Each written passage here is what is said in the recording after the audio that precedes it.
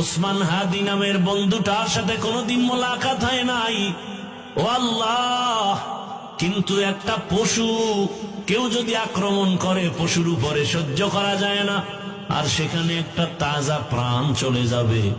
আয় আল্লাহ, এটা অন্তরকে মানানো যায় না। আয় আল্লাহ তাআলা, আপনার কুদরতের ফয়সালা। আয় আল্লাহ, আজকে শুনলাম তিনি দুনিয়াতে জিন্দা নাই।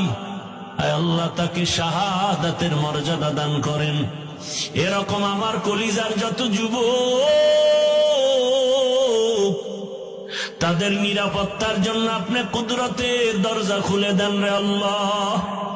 আমার যুবকদেরকে দিনের খাদেম বানায় দেন।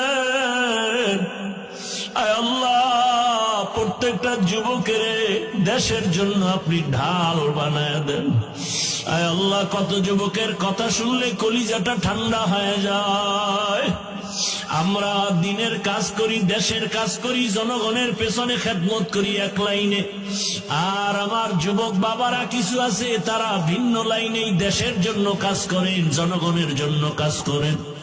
আয় আল্লাহ, দেশের দরদি, জনগণের দরদি, দ্বীনের দরদি যারা, কুদরতে তারা তাদের হেফাজত করেন। আল্লাহ, আপনি ছাড়া আমাদের আপন কেউ নাই।